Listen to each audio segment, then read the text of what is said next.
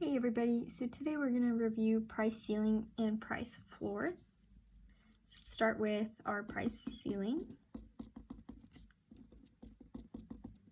Right, so we have our usual supply and demand curve graph. I'm going to label P star and Q star before putting in a binding price ceiling. So here's our P star. Well, first I guess we should back up and say, so what is a price ceiling meant to do, right? So a price ceiling is meant to decrease the price, right? So a good example of that is like rent, right? So like if you introduce a price ceiling at a certain price, that means that renters cannot charge more than that price, right? So this is meant to lower the price or keep the price low, right? It's just meant so that renters can't change out or charge outrageous prices for rent, right? So we can say the P star will say is equal to $800, right? And then this is going to be my Q star. I'm going to say this is 12.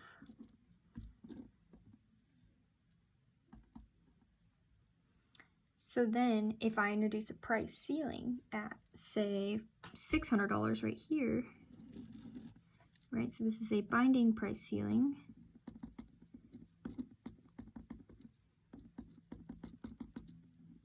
At $600 right here, what this means is that renters cannot charge more than $600 a month, or whatever it would be for rent. So it's binding because the current equilibrium is at 800, so they're going to have to lower it down. They're going to have to find a new equilibrium here, right, at a price of 600. So let's label these 2 points, right? This is our quantity demanded, quantity supplied. I'm going to bring it all the way up to the upper demand line and the upper supply curve right here, right? So I'm just gonna, these numbers I'm just making up right now, right? So this is gonna be 15, this is gonna be 10. So we can see that this right here on the demand curve, this is our quantity demanded, right? And then here we have our supply where the binding price ceiling cost of supply curve. So this is QS, right? So we can see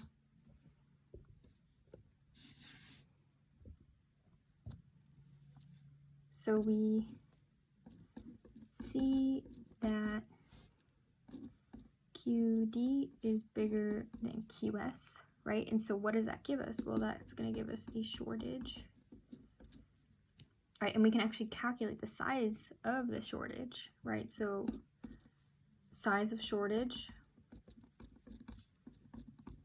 well, this is simple, right? You just take your quantity demanded minus your quantity supplied, right? So this is just 15 minus 10, 5 units. So we have a shortage of 5 units, right? Because of the price ceiling. So another thing that we can do now is we can determine the producer surplus before and after the price ceiling and the consumer surplus before and after the price ceiling, right? So I'm going to label these little sections A, B, C, D. It may be a little confusing with the QS there. E, right? So scroll down, make some room. Right, so what is our consumer surplus before the ceiling? Right, well, it's just going to be what we're used to it being, right? It's just everything above P star below the demand curve. So it's just the area A plus B, right? And then what about the consumer surplus after the ceiling?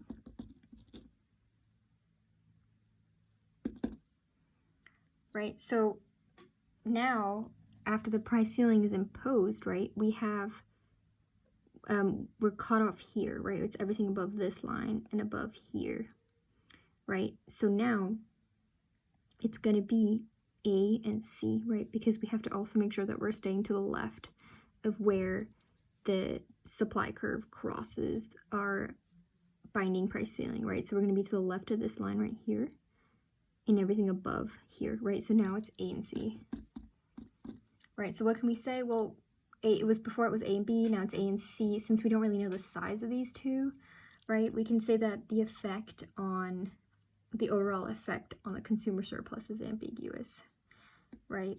So we can say ambiguous effect, right?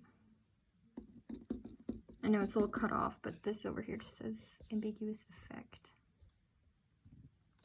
Right, so we can do the same thing. We can do producer surplus before the ceiling, and then producer surplus after ceiling.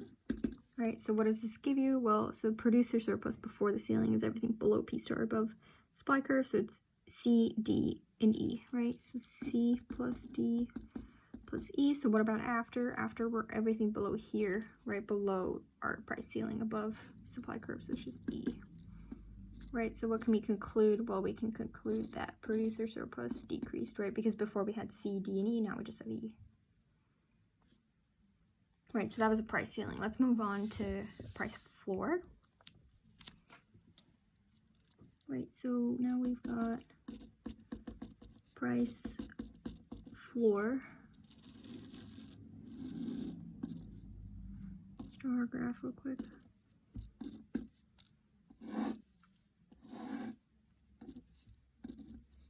Okay. Oh, yeah, actually this should be, so for a price floor, right? So this is meant to increase the price, right? So it's meant to bring the price up as high as possible. So for example, wage, right? Because we all want like high wages. So this is actually going to be, instead of P and Q, right? I'm writing like out of habit. This is actually going to be wage and labor, right? Because now we're talking about the labor market. So let me label our, it's a really crooked line, wage star, right? So we'll say our equilibrium wage currently is, we'll say it's $10, right?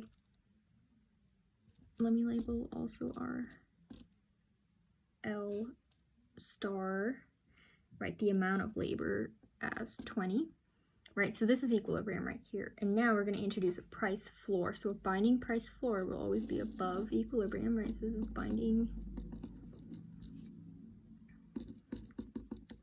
price floor, right? So here we go. We can do the same thing, or actually I should label this now. So this is going to be our binding price floor is at $12, right? So what this means is that employers have to, the minimum wage that employers can give is $12, right? So they're going to have to raise it up from 10 from what it was before, right? So we're going to label these cross intersection points again, right? This is our QD, here's QS, right? I'm just going to bring this line all the way down.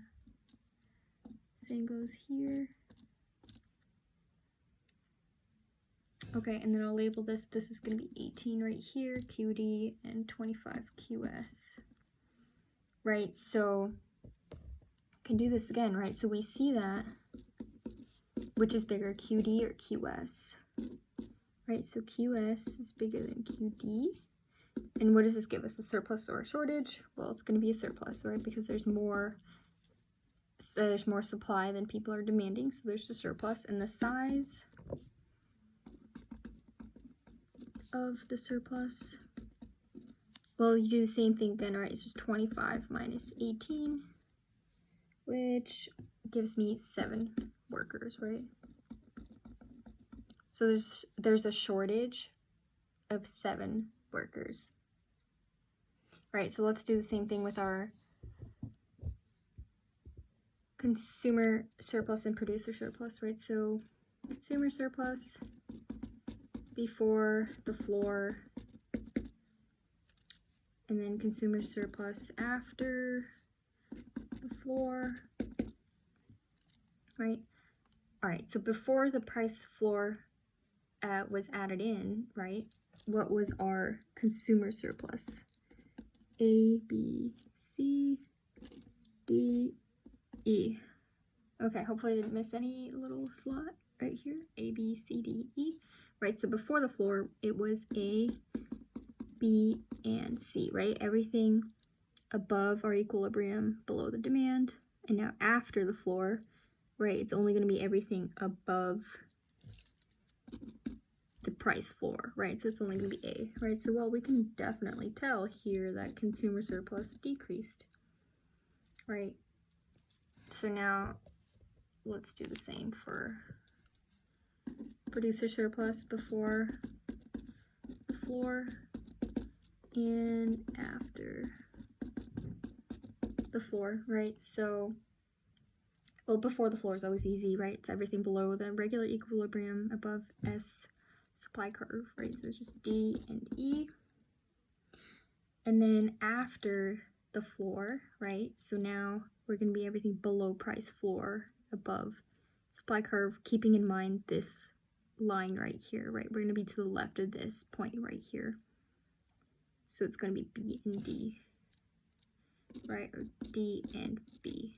So what can we tell here? Well, we know that producer surplus is going to be ambiguous. It's an ambiguous effect, right? Because we had D and E before, but now we have D and B. So we don't know the size of these two relative to each other, right? So it's just going to be an ambiguous effect on the producer surplus. So hopefully this made sense.